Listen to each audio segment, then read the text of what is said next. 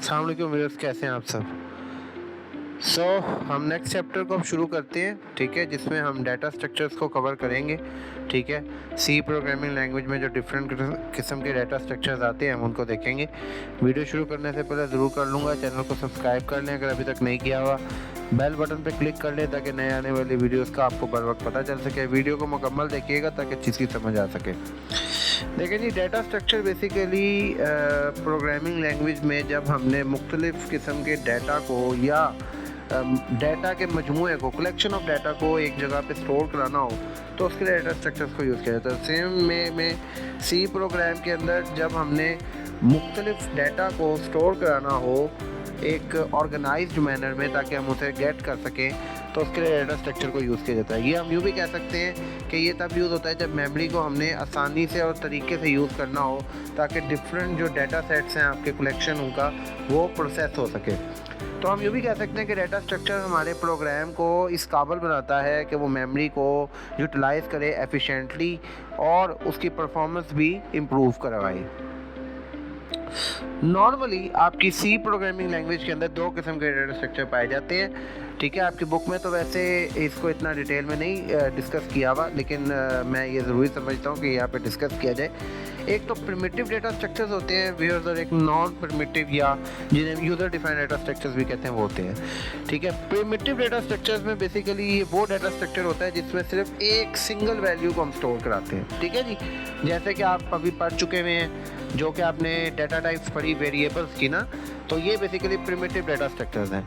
ये pre defined है, इन्हें आपको बनाने की ज़रूरत नहीं पड़ती, ये डेवलपर्स ने पहले ही बनाए हुए हैं। इन्हें हम सिस्टम डिफाइंड डाटा टाइप्स भी कहते हैं, जैसे कि int, float, CHR, long int, ठीक है, डबल, ये सारे क्या हैं, प्रिमिटिव डाटा स्ट्रक्चर जो एक टाइप की वैल्यू को स्टोर करते हैं।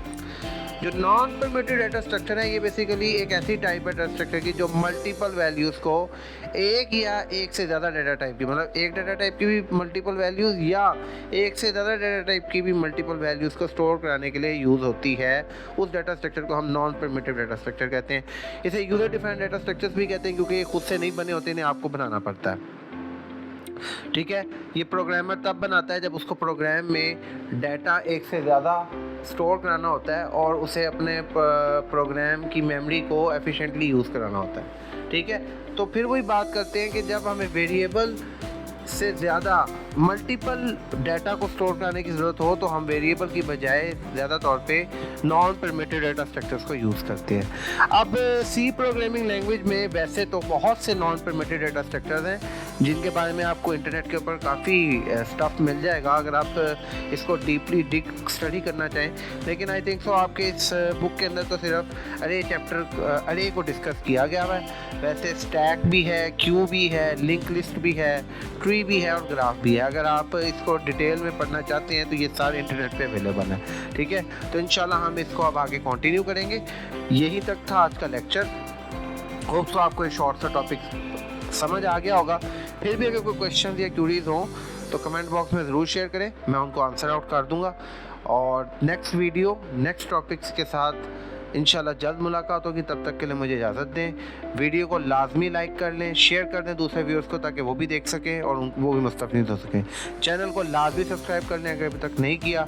बगैर नेक्स्ट वीडियो और नेक्स्ट टॉपिक तक मुझे इजाज़त दें। जल्द इंशाल्लाह हाजिर हूँगा, तब तक के लिए अल्लाह हाफ़िज़।